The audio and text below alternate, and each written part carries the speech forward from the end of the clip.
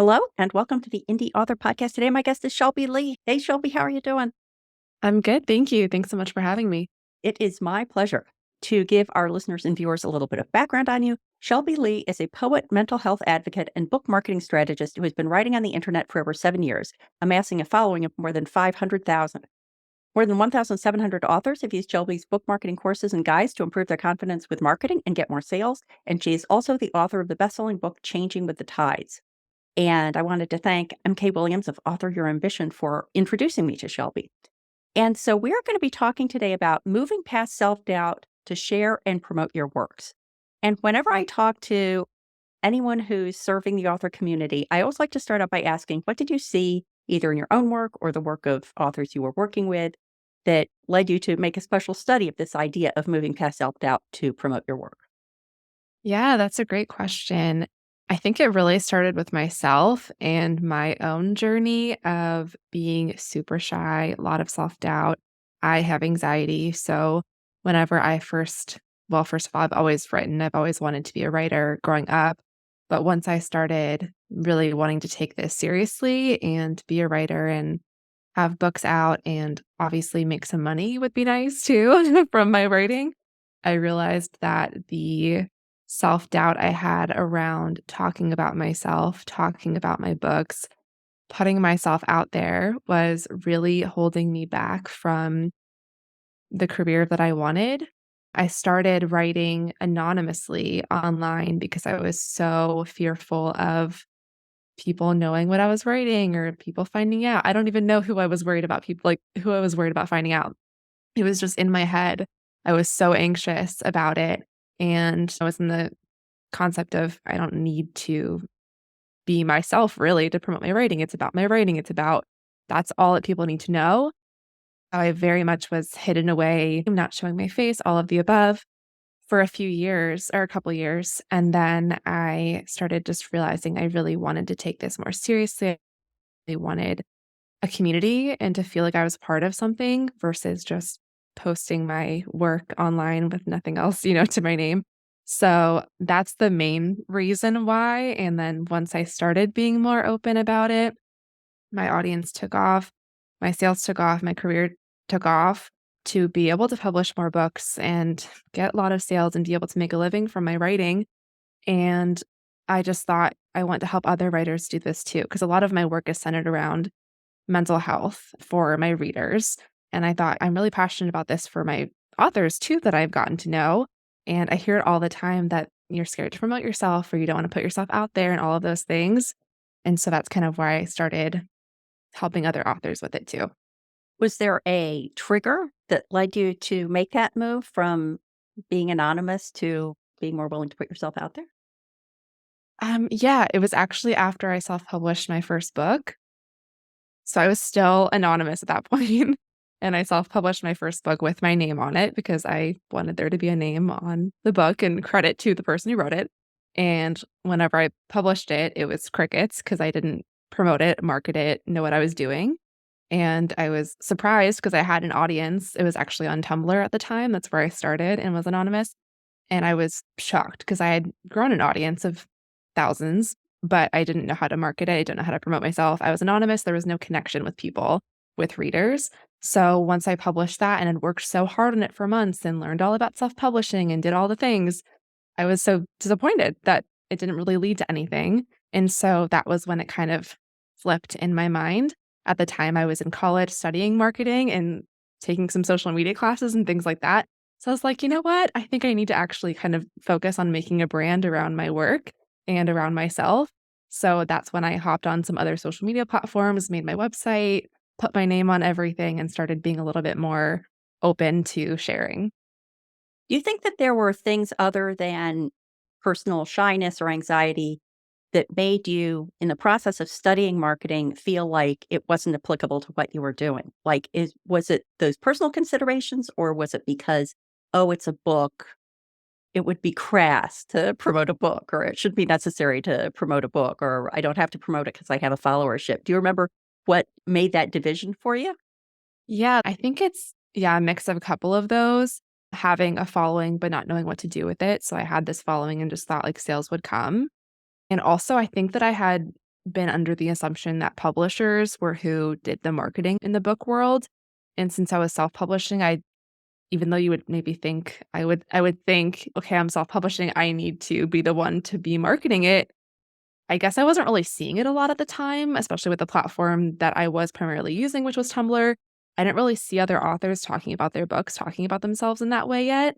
I don't know, this was 8 years ago-ish, so of course social media was still big at that time, but I don't know, I just wasn't really in those communities, I guess. And so, yeah, I didn't really see it and think like, my book's a product. There shouldn't be like a brand around me as the author. People don't need to know who I am to buy my book. They just need to know what the book's about. So that's kind of where I came from with that. Yeah. I really liked the idea when I was doing a little reading before our conversation and I was reading the description of Changing with the Tides. And part of the description says Shelby Leigh breaks up her poignant and reflective poetry collection into two themes, the anchor and the sail. While the anchor explores issues of insecurity, heartbreak, and anxiety, the sail focuses on healing and hope after the storm. And of course, loving everything about the nautical metaphor for the writing craft and the publishing voyage, I just love the anchor and the sail. So, to the extent you can bake that into our conversation, that will make me so happy. Um, Do but my it does best. seem like one of the anchors is that I talked about the fact that we were going to be discussing moving past self-doubt to share and promote your works. And share sounds lovely. It sounds generous and like what a good person would do. And promote still, I think, for a lot of people has this anchorish bad connotation, especially when you're talking about self-promotion. Can you talk a little bit about that? And do you make a distinction there? And how do you handle both of those aspects?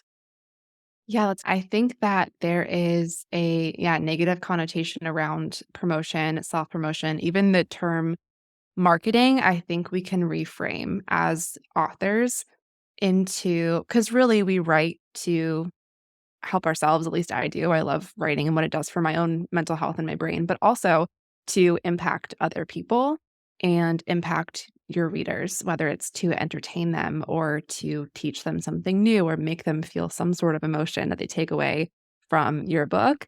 And so I think reframing it into helping other readers find this book that you've worked so hard on. It doesn't need to be all about you, even though it can feel like it when we are showing up on social media or doing a podcast interview and you're the one kind of front and center talking about your book, reframing it to think about this is actually about my reader. This is about what the book is going to do for them. I think that's a really great way of looking at it that can take that attention off of you. And is there a way to apply that for fiction as well as nonfiction? Because I think if you're writing nonfiction, then the potential benefit to the reader is clearer. You're writing on a topic and you either want to inform them or encourage them or inspire them or what have you. It's a little harder for fiction. Can you talk about that a little bit? Yeah, definitely. Yeah, that's something that I think fiction authors struggle with, and the authors that I've worked with who do fiction, it's more of an entertainment factor than it is a business book teaching you a lesson or something like that. But people love fiction books. People love a good romance or a good thriller, and you have to think about why that is. Are those thriller books like keeping them up at night? They're eager, they're in suspense, their heart is racing. Those are the types of emotions that you want to think of whenever you are writing your marketing messaging for your book, talking about it on social media. What is it going to do for my reader? Even if it feels like something kind of superficial, like, oh, it's going to make them laugh. All of these things are things that people want to feel, and that's why they read these books. So just thinking about the emotions can really help in terms of fiction books too. It seems as if I know one of the things that you're enthusiastic about is the idea of understanding your genre, understanding the market you're selling it into. And I think that if there's that connection between understanding who you're writing for and then it paves the way to reaching them. How have you seen that play out either for yourself or for your other authors that you work with? Yeah, that's a great question too. I think that spending some time getting to know the genre that you're writing in or planning to write in, I do a ton of research on social media just to get a sense of what readers are currently enjoying and the language that they are using to talk about the books that they love. That's something that's really, really important in understanding what your readers are looking for and the types of books that they're enjoying as well. So I definitely recommend doing that. It's something that I didn't really spend a lot of time on in the beginning. And as I've spent more time I write in mental health and I write in poetry, in those different genres, reading a lot of books in those genres, but also just looking on social media, doing website research and things like that to get a sense of what people are really enjoying about those books while making my own work unique has really helped. So I definitely recommend other authors do that as well. You may think you know your genre really well, but it never hurts to dive into exactly what your readers are saying or what readers of other comparable books are saying as well. And that's really, really helpful in crafting social media posts and marketing, messaging, and all of that. It does seem as if social media, which you've mentioned a couple of times, is sort of unique in the promotion sphere because you can obviously use it for promotion, but you can also use it for market research, as an Mhm. example, because of its interactivity. You can ask a follower on social media what they thought of your latest book in a way that you can't if you're running a pub ad or something like that. Yeah. So, can you talk a little bit about how you're using social media on both those from both those perspectives, both the promotion side and the marketing side, and if you have any best practices you can share about that? Yeah, definitely. So my primary platforms are TikTok, Instagram, and I really kind of see them as different tools for me. TikTok, the book community is amazing. It's huge on there. It's thriving. People buy very quickly from TikTok. And I primarily use that as a promotional tool to share entertaining videos about my books. And on Instagram, they have so many different features that help that engagement and that community building. They have engagement stickers in your Instagram stories. There's like polls, there's quizzes, there's different ways that you can get your readers engaged. There's commenting, there's DMs. You can link directly to your books or to your website or to your newsletter from your Instagram stories, which TikTok doesn't have. And so I kind of see them as two different tools: TikTok for promotion, Instagram for that community engagement. I still promote my book on Instagram regularly, but I also love it as a tool for just connecting with my readers. So different things that I've done in the past, mostly again taking place in Instagram stories where you have those different engagement stickers, the quizzes, the polls. I've even asked my readers whenever I'm working on a new book or the cover or the title, getting them engaged in the process and showing a couple different cover colors and saying, which one do you prefer for a book about this? Which one stands out to you? What cover design do you prefer? Things like that are really fun to get readers engaged. And then you can also do things like giveaways and stories or Q&As. Often around book launches, I'll do Q&As to get people asking me about the book and see what they're most interested in about the book. So those are kind of the different ways that I'm using those two different platforms for engagement. So, I'm gonna go down the Instagram rabbit hole because now I'm curious about this for selfish reasons. So, Yes. I have an Instagram account, but if you go onto it, it's like 3 dozen pictures of flowers that I took on a walk Yeah. 3 years ago. Yeah. And I haven't been more I feel like I would enjoy Instagram and that would be a good platform for engaging with the demographic of people that I want to reach. But I Mhm. haven't because I do almost all my social media work on a desktop. I just don't like using the phone, and I haven't found a way, although I haven't tried for several years, I haven't found a good way to use Instagram on a desktop. Any thoughts about that?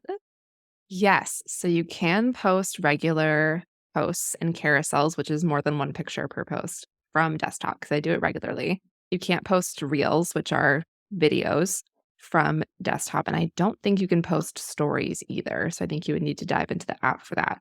But in terms of just posting a regular post, you definitely could do it from desktop as well. What I need to do is look up a little Bluetooth keyboard that I could hook to my phone because it's like Yeah. part of the problem is I have difficulty, like, Hmm. tapping the tiny letters or, It's a I'm lot. just not good at texting. I only use my phone basically to gate to places and, listen to Yeah. podcasts. Yeah, definitely. One thing that I also do sometimes, because whenever I'm typing out a longer caption or longer post, I find it much easier to type on a keyboard too. So I will type it out and then just copy and paste. Like I'll email it to myself and just copy and paste it from my phone.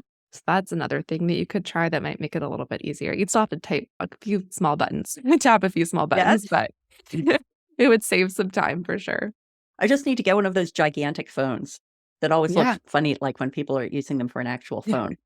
And I like Instagram because it feels very visual to me. And it's the kind of platform that I think that if I wanted to ease back into it by taking more pretty pictures of flowers on my walks, it wouldn't be bad. It wouldn't be like I would be doing any damage to myself to sort of refamiliarize myself with it. So I guess I'm saying that because if someone is shy about exposing themselves on social media, that could be like a baby step into it. As opposed to Totally. TikTok, that's all about the person, right? So if you're interested in going onto TikTok, is that a harder hurdle to clear if self-doubt and discomfort about promotion is one of the things you're struggling with? Yeah, that's a great question.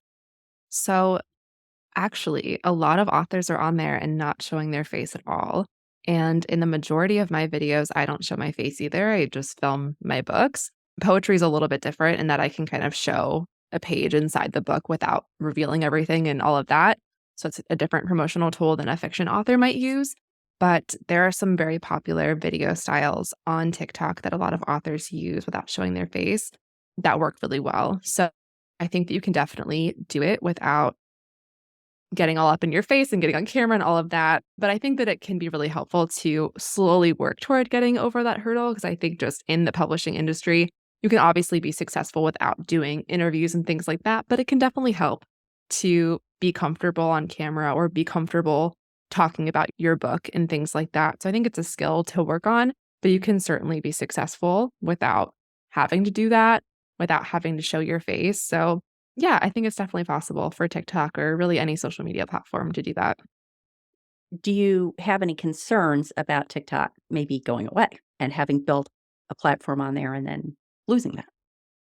Yeah, it's been a little bit nerve-wracking. My fingers are crossed that this will kind of blow over and that even if it does get banned, they'll find a way to kind of get it back. It might not be too long of a ban. That's my hopes on it, but I think it's really important to diversify and have more than one platform, but also certainly a platform off of social media as well that people can't take from you. So, email list, for example, is a big one that I didn't start until a few years into my journey as an author and realized the importance of that. So, I think that's really important. I've been telling people on TikTok to, hey, come over to my Instagram, join my email newsletter. Let's stay in touch just in case. So, yeah, my fingers are crossed. I'm hopeful that it will pass over. But yeah, I think it's important to have multiple platforms as well so that everything is not gone if something happens to TikTok.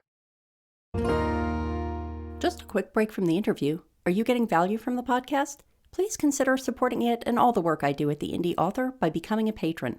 To pledge a monthly contribution, go to patreon.com/the Indy Author, or to make an occasional contribution, perhaps to indicate the value that a specific episode or resource provided to you on your creative voyage, scroll to the bottom of any page at theindyauthor.com and click Buy Me a Coffee. And now, back to the interview.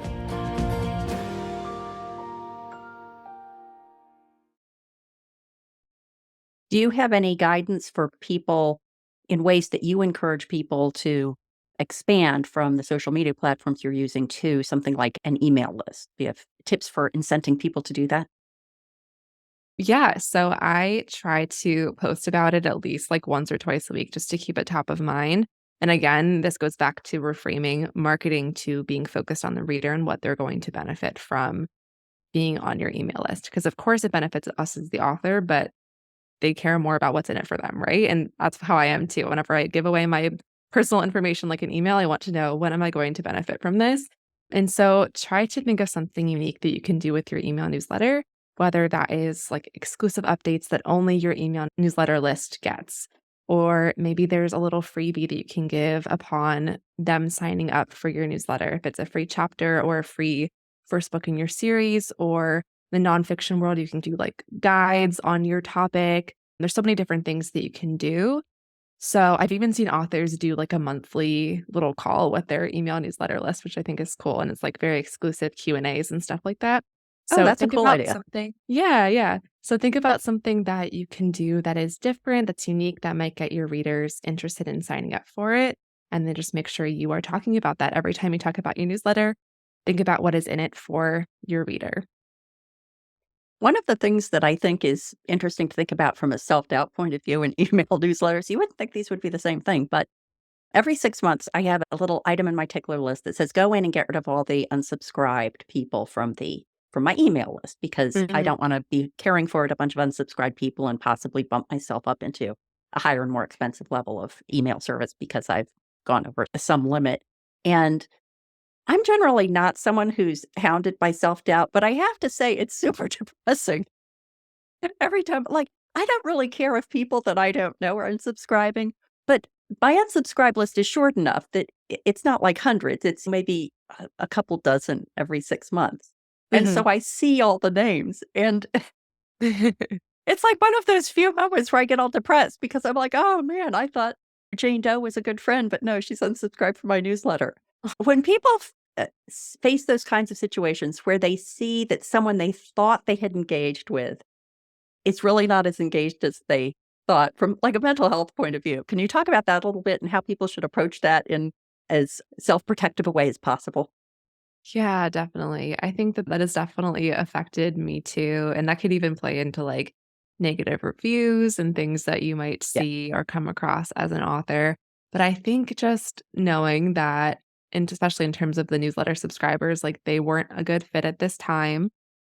They were probably potentially, like you just said, costing you more if they're gonna subscribe and never open anything and never engage with anything. That kind of brings down your analytics too. So, people that tend to unsubscribe probably weren't going to buy from you or engage with you too much anyway. They just weren't feeling it, and so that's okay. It makes room for one new person to join you who is engaged and ready to engage with you and be a part of your community. So, I think just reframing it like that, I definitely struggle with it too, I'm not gonna lie.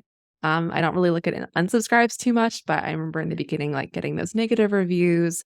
In my current business now, I'll get refund requests and be like, "Oh, man, like, it wasn't a good fit for them," and kind of try not to take it personally, but I think it happens, so just reframing it as we're making space for new people to come into our community who are a good fit, who are eager to buy our books and read our books and all of that is a good way of looking at it. Whenever I get depressed, well, I generally don't read my reviews. The only reviews I ever read are the good ones because I occasionally go on to pull some quotes for like a Facebook ad or something like that. Mhm. So I'm pretty much only looking at the positive ones. But if I Yeah. were ever to happen across a negative one, I would make myself feel better by going to like my favorite author's most popular book and reading the 1-star reviews. And then you Oh, think, yeah. okay, well, if this person is it's like those funny national park reviews, like Too Many Buffalo or something like that, and you think, "Okay, if they're just weirdos out there who are gonna say this kinda stuff." Totally. So, there was another this isn't so much self-doubt as self-protection, I guess, and this is related. I'm most active on Facebook, but I'm sure this is generalizable to any other platform. And I think that early on, you're probably mainly gonna be interacting with your friends and family, and they're probably gonna say mainly nice things, but at some point, you're gonna reach a level of popularity where people you don't know show up, and sometimes they're weirdos, you know? And so the approach that I've taken is to be pretty brutal about blocking and unfollowing people. Well, certainly unfollowing, but if people say anything like the slightest bit creepy Mhm. on my social media platforms, I just block them because first of all, I don't want to deal with it myself. And second of all, I don't want to create that environment for other people to have to deal with that are following me. Thoughts about that from the point of view of a social media professional? Yes, absolutely. I think it's so important to make our space safe for us, safe for the people who are kind and engaging with us. And if someone is bothering you or being rude, there's no problem with blocking them. I've gotten definitely heavier on the block button over the years. I remember in college taking some social media marketing classes, and they were from like a brand perspective of managing social medias for larger brands. And that's what I did as my job after college for a little bit. And there was always this rule of like, it's disingenuous if you delete or if you block people. We don't want to look like we're hiding something, things like that. And so I followed that for my own self. And in the beginning, I didn't really get much, but as my audience has grown, there's people that are bored. And I followed that, and it kinda hurt, and it didn't feel right for me because I was leaving these things that didn't make me feel good. I was like, "I don't wanna just block people or anyone that doesn't have a kind thing to say, whatever." But I definitely over time, I've realized that it's so much better for my own mental health, and the people that are reading my stuff and enjoying it, they don't wanna go on and see a weird comment or a mean comment when it's meant to be a safe space for people. So, yeah, I definitely have gotten a lot heavier with the block button and reporting people that are being super rude or like the scammy, spammy type stuff. And sometimes I do respond, especially if it's like a comment about poetry in general. There's just a lot of like gatekeeping in the poetry world. So I definitely sometimes will respond with my thoughts and I don't delete everything, but I think that it's really good for our mental health to prioritize the people that are kind and enjoy our work over those random people that are bored. So definitely block away. Yeah, and I guess it also kind of depends on the topic you're writing about and the brand you wanna create, because if you're, let's say, writing political commentary, then your barrier for what you're willing to accept needs to be different than if you're writing a gardening book. If Yeah, in one, you probably want to create a pleasant, friendly, calming kind of environment, that would be the gardening book, but if you're writing about intrinsically controversial topics, then you kinda have to toughen up and figure that you need to let people in who are going to disagree professionally in an appropriate way, although you might still wanna block people who disagree in an inappropriate way. But that the environment you create by deciding where your barrier is part of the brand that you're creating with your social media interactions. totally. Yeah, I definitely agree with that. And I think for me, a lot of my poetry, I don't really write political poetry, but a lot of it is very personal mental health stuff. And people will interpret it in whatever way fits what they're going through. And so I certainly don't delete comments that are saying something that it's the opposite of what I actually was thinking when I wrote it, but that's their thoughts, that's their opinions. So if it gets rude or is just flat out like vulgar or mean or something like that, then it's a block. But I have so many comments that are the opposite of my opinions on things, but they don't get deleted just because it's someone's opinion. So I think it depends on the type of content you're putting out there. And do you want to have a place where people can kind of debate or share their own opinions without kind of getting blocked for that? Yeah, and I also think recognizing that social media is not a good platform for debate. And No. so if you see something you disagree with, you have to make the decision about, well, first of all, you have to make the decision about whether to block it or not. If you decide not to block it, then you have to decide whether to respond to it. And Mhm. that's a whole other level of can of worms, because if you just let it go as an acknowledgement that this person has a different perspective, that's different than if you decide to get into it with them and have the internet as the witness to that you're getting into it with them. Right, definitely.